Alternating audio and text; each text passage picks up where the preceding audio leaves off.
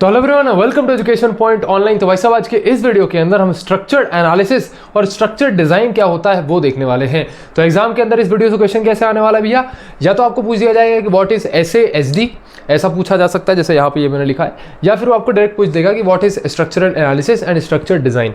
इस तरीके से पूछा जा सकता है। तो इस क्वेश्चन का आंसर जो है वो आज की वीडियो के अंदर लिख रहे होंगे। ठीक है, स्टेप बाय स्टेप थोड़ा सा बता दूंगा कि भैया कैसे इसको एग्जाम में लिखना है ना। चलिए इतनी कुछ खास समझने वाली चीज़ नहीं है। वैसे तो मैं आपको वन वर्ड में ही चीज़ें समझा सकता हूँ। जैसे समझिए, स्ट्रक्चर्ड एनालिसिस का मतलब क्या है। जो भी एसआरएस डॉक्यूमेंट होगी, आपने क्या किया, एसआरएस डॉक्यूमेंट को एनालाइज किया और आपने कुछ पैटर्न्स या कुछ इंटरेक्शंस बिल्ड कर लिए, कुछ छोटे डायग्राम्स बिल्ड कर लिए। इसी को हम कहते हैं स्ट्रक्चर्ड एनालिसिस, कि भैया क्या क्या रिक्वायरमेंट्स हैं उसके बेसिस पे जो है हमने एक छोटे डायग्राम्स बिल्ड कर लिए। इसी को हम कहते हैं स्ट्रक्चर्ड एनालिसिस। अब क्या क्या डायग्राम्स होते हैं, जैसे सेकंड यूनिट के अंदर मैंने आपको एक डेटा फ्लो डायग्राम पढ़ाया था। हाँ, तो data flow diagram is a type या एक टूल हम कह सकते हैं जिसकी मदद से हम स्ट्रक्चर्ड एनालिसिस करते हैं। तो अच्छा भैया, डीएफडी बना दिया, डेटा फ्लो डायग्राम बना दिया, तो क्या वही स्ट्रक्चर एनालिसिस होता है? हाँ जी भैया, वही स्ट्रक्चर एनालिसिस होता है। ठीक है, तो ये हो गया स्ट्रक्चर एनालिसिस, जहां रिक्वायरमेंट्स को हम एनालाइज करना है। एक बार आपको डेटा फ्लो डायग्राम वगैरह मिल गया, आपको एनालिसिस मिल गया, पूरे सिस्टम का, पूरे स्ट्रक्चर का एनालिसिस मिल गया, तो अब आप इसके बेसिस पे डिजाइन बना रहे होंगे। तो पहले एनालाइज किया जाता है रिक्वायरमेंट्स को, एनालिसिस के बेसिस पे हम डिजाइन बनाते हैं। अब एनालिसिस लोगों को सुनने में ये आता है कि भैया कुछ रिटन फॉर्मेट पे होगा, लेकिन एक्चुअली ऐसा होता नहीं है। यहाँ पर जब हम एनालाइज करते हैं, जब हम पूरे सॉफ्टवेयर को, रिक्वायरमेंट्स को एनालाइज करते हैं, तो ये एनालिसिस भी हम लिखते हैं in the form of diagram. तो एक उसमें से एग्जाम्पल है डेटा फ्लो डायग्राम, जो कि मैंने आपको पिछले यूनिट के अंदर पढ़ाया था। Data flow diagram as the name suggest कि भैया पूरे सॉफ्टवेयर का स्ट्रक्चर कैसा होगा, या पूरे सॉफ्टवेयर डेटा कैसे फ्लो कर रहा होगा। एक छोटा सा एग्जांपल ये है, तो ये डायग्राम बना देते हैं, तो इसे हम कहते हैं सॉफ्टवेयर एनालिसिस। ठीक, स्ट्रक्चर्ड एनालिसिस। तो अब इसकी डेफिनेशन वगैरह मैं आपको थोड़ा सा बता दूं। A method used to understand and define system requirements in a logical functional based वे।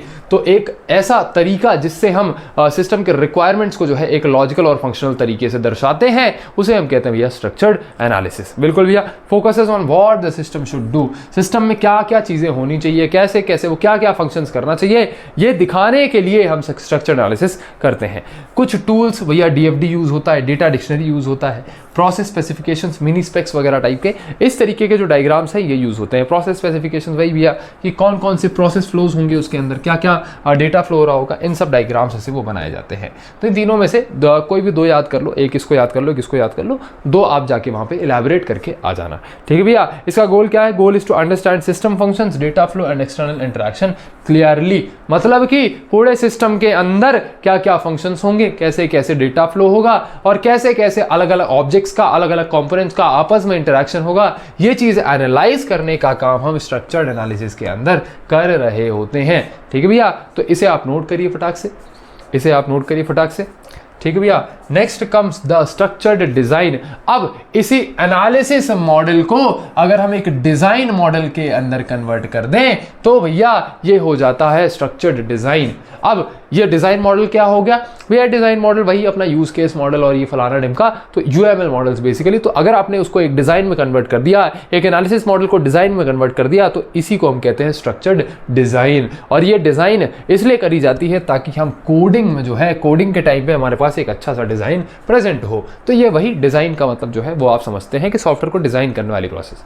ठीक है भैया, focuses on how the system will perform tasks. तो अब ये जो डिजाइन बनता है, इस डिजाइन के अंदर हमें सारी चीजें दिखने लगती हैं कि एक्चुअली पूरे सिस्टम के अंदर क्या क्या टास्क परफॉर्म होंगे और वो कैसे परफॉर्म होंगे, कैसे कैसे किसी भी चीज की प्रोसेस होगी, कैसे कैसे डेटा इधर उधर फ्लो हो रहा होगा। इन सभी चीजों की जो डिजाइन है वो हमें मिल जाती है। अब इसमें कुछ टूल्स जो है यूज होते हैं। स्ट्रक्चर चार्ट्स, हम चार्ट्स बना लेते हैं। मॉड्यूल स्पेक्स, अलग अलग कंपोनेंट्स को अलग अलग तरीके से डिवाइड कर दिया और अलग अलग मॉड्यूल्स में डिवाइड कर दिया। अब मॉड्यूल्स के स्पेसिफिकेशंस के हर मॉड्यूल में क्या होगा, ये चीज हम दिखा देते हैं। कंट्रोल एंड डेटा इंटरफेसेस, हमने क्या किया, कुछ इंटरफेसेस बना दिए। इंटरफेसेस का मतलब क्या है? फ्रंट लेआउट जिसे हम कहते हैं, इंटरफेसेस बना दिए। इसमें कंट्रोल्स कैसे चल रहे हैं भैया, डेटा वगैरह कैसे जो है फ्लो हो रहा है, इसके हमने कुछ इंटरफेसेस बना दिए। तो ये कुछ इसके टूल्स हैं। अगर आप इसमें से दो भी याद रख पाए तो more than enough.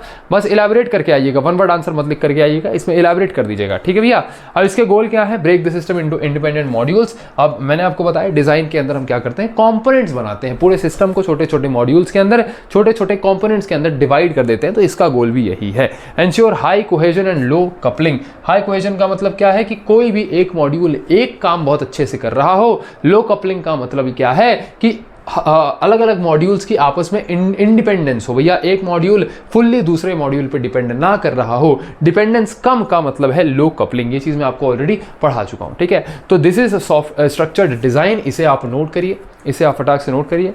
Now software engineering तो भैया आपका इजी सब्जेक्ट है, ये आपका बन जाएगा। But when it comes to ADA, analysis design of algorithm, COA computer organization architecture and M3, भैया इसमें बच्चों की बैक लगती है। अलॉन्ग विथ विच भैया ये आपके गेट एग्जाम्स में और आपके प्लेसमेंट्स में भी बहुत की रोल प्ले करते हैं। एडा जैसे सब्जेक्ट्स डायरेक्ट आपके क्वेश्चंस आपके इससे ऑनलाइन असेसमेंट राउंड्स में पूछे जाते हैं।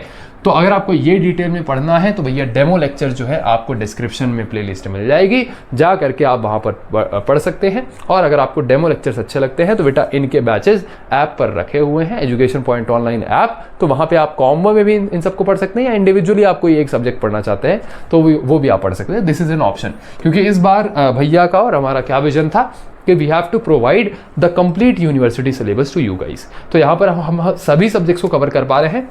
जो सब्जेक्ट्स आपके लिए फ्री में प्रोवाइड हो सकते हैं वो फ्री में आ रहे हैं, जैसे सॉफ्टवेयर इंजीनियरिंग, ऑपरेटिंग सिस्टम। और जो सब्जेक्ट्स बेटा ज़्यादा कॉस्ट एक्वायर कर रहे हैं उन्हें हमने थोड़ा सा पेड कर दिया है। ठीक है भैया, चलिए ठीक है भैया, मिलते हैं आपके नेक्स्ट लेक्चर के अंदर। तब तक के लिए चीज़ों को रिवाइज करिए, नोट्स बहुत अच्छे से बनाइएगा, अपना ध्यान रखिएगा और आपका बहुत बहुत धन्यवाद।